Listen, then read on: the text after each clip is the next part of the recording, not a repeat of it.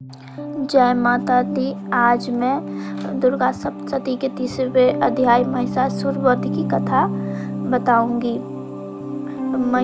महर्षि मेधा ने कहा, महिषासुर की सेना नष्ट होते ही देख उस सेना का सेनापति चिछुर क्रोध में भर देवी के साथ युद्ध करने के लिए आगे बढ़ा। वह देवी पर इस प्रकार बाणों की वर्षा करने लगा मानो सुमेरु पर्वत पानी की धार बरसा रहा हो। दो प्रकार देवी ने अपने बाण से उनके बाणों को काट डाला, उनके घोड़े व सारथी को मार डाला, साथ ही उसके धनुष और उसकी अत्यंत ऊंची ध्वजा को भी काट कर नीचे गिरा दिया। उसका धनुष कट जाने के पश्चात उसके शरीर के अंगों को भी अपने बाण से बीन दिया।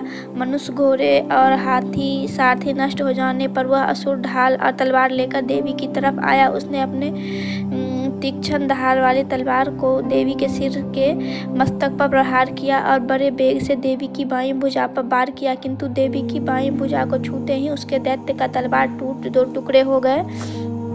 इससे दैत्य ने क्रोध में भरकर शूल हाथ में लिया और उसे भद्रकाली देवी की ओर फेंका। देवी की ओर आता हुआ वह शूल आकाश से गिरते हुए सूर्य के समान प्रज्वलित हो उठा। उस शूल को अपने ओर आते देख देवी ने शूल छोड़ा और महिषासुर के शूल के 2 टुकड़े कर दिए, साथ ही महाअसुर के प्राण के लिए भी हार लिए। चिछुर के मरने के बाद देवताओं को दुख देने वाला चामर नामक दैत्य हाथी पर सवार होकर देवी से लड़ने के लिए आया और उसने आने के साथ ही शक्ति से प्रहार किया, किंतु देवी ने अपने हुंकार से उसे ही पृथ्वी पर डाल दिया। शक्ति को टूटा हुआ देखकर दैत्य ने क्रोध से लाल होकर शूल को चलाया, किंतु देवी ने उसे भी काट दिया। इतने में देवी का सिंह उछल कर हाथी के मस्तक पर सवार हो गया और दैत्यों के साथ बहुत ही तीव्र युद्ध करने लगा। फिर वह दोनों लड़ते हुए हाथी पर से पृथ्वी पर आ गिरे और दोनों बड़े क्रोध से लड़ने लगे। फिर सिंह बड़े जोर से आकाश की ओर उछला और पृथ्वी की ओर आया। उसने अपने पंजों से चामर का सिर धड़ से अलग कर दिया। क्रोध से भरी हुई देवी ने शिला पर, वृक्ष आदि की चोटों से उदग्र को भी मार डाला और कराल के दांत, मुक्के और थप्पड़ों से चूर्ण कर डाला। युद्ध क्रुद्ध हुई देवी ने गदा के प्रहार से दैत्यों को मार गिराया। भिंदपाल से वाष्पकाल को, बाणों को ताम तथा अंधक को मौत के घाट उतार दिया। तीनों नेत्रों वाली परमेश्वरी ने त्रिशूल से उग्रश्य, उग्रवीर्य तथा महाहनु नामक राक्षसों को भी मार डाला। उसने अपने तलवार से बिडाल नामक दैत्य का सिर काट दिया तथा अपने बाणों के दुधर और दुर्मक्ष राक्षसों को यमलोक पहुंचा दिया। इस प्रकार महिषासुर ने देखा कि देवी ने मेरी सारी सेना को नष्ट कर दिया है। वह भैंसे का रूप धारण कर देवी के गणों को दुख देने लगा।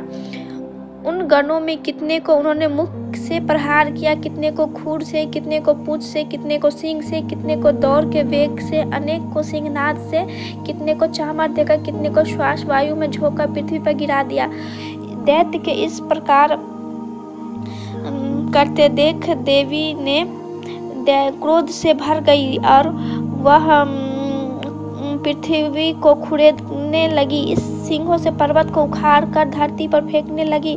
मुख से शब्द, हुंकार शब्द करने लगी। महिषासुर के वेग चामर देने के कारण पृथ्वी क्षुब्ध कर होकर फटने लगा। उसकी पूंछ से टंकार समुद्र चारों ओर फैलने लगा। हिलते हुए सिंहों का आघात से मेघ खड़ंग खड़ंग हो गया। आकाश में उड़ते हुए पर्वत फटने लगे। इस प्रकार क्रोध में भरे हुए राक्षस को देख चंडिका भी क्रोध में आ गई और उसे मारने के लिए क्रोध में भर गई। देवी ने पास फेंक कर दैत्य को बांध लिया और उसके बंध जाने पर दैत्य का रूप त्याग कर सिंह का रूप बना लिया। ज्यों ही देवी ने उसका सिर काटने के लिए तैयार हुई, उसने पुरुष का रूप बना लिया। ज्यों ही तलवार लिए हुए थे, देवी ने तुरंत अपने बाणों के साथ उस पुरुष की तलवार के ढाल सहित बीन डाला। उसके पश्चात वह हाथी के रूप में दिखाई देने लगा। अपनी सूर से देवी के सिंह को खींचने लगा और गर्जन करने लगा। देवी ने अपनी तलवार से उसकी सूर काट डाली। तब राक्षस ने एक बार फिर भैंसे का रूप धारण कर लिया। पहले की तरह चर अचरल जीवों सहित समस्त त्रिलोकी में व्याकुल करने लगा। इसके पश्चात क्रोध में भरी हुई देवी बारंबार उत्तम मधु का पान करने लगी और लाल लाल नेत्र करके हंसने लगी। उधल बलवीर तथा मद से क्रुद्ध हुआ दैत्य भी गरजने लगा और अपने सिंहों से देवी को पर्वत फेंकने लगा। देवी ने अपने बाण से उसके फेंके हुए पर्वत को चूर्ण करते हुए बोली, ओ मूर्ख, जब तक मैं मधुपान कर रही हूँ तब तक तू गरज ले। इसके पश्चात मेरे हाथों से तेरी मृत्यु हो जाने पर देवता गरजेंगे। महर्षि मेधा ने कहा। यह कहकर देवी उछलकर उस दैत्य पर जा चढ़ी और अपने पैर दबाकर शूल से उसके गले पर आघात किया। देवी के पैर दबने पर भी दैत्य अपने दूसरे रूप में मुख से बाहर लाने लगा। वह आधा बाहर निकला था कि देवी ने अपने प्रभाव से उसे रोक दिया। जब वह आधा निकला हुआ दैत्य युद्ध करने लगा तो देवी ने उसे तलवार से उसका सिर काट दिया। इसके पश्चात सारी राक्षस सेना अहंकार करती हुई वहां से भाग खड़ी हुई और सब दैत्य अत्यंत प्रसन्न हुए तथा महर्षि सहित देवी की स्तुति करने लगे। गंधर्व गाना गाने लगे और अप्सराएं नृत्य करने लगी। इस प्रकार दुर्गा सप्तशती के तीसरे अध्याय की कथा संपन्न हुई। जो भी हमारे दर्शक हमारे चैनल पे बने हुए हैं, कृपया हमारे चैनल को लाइक शेयर सब्सक्राइब कर दें। Thank you. जय माता दी।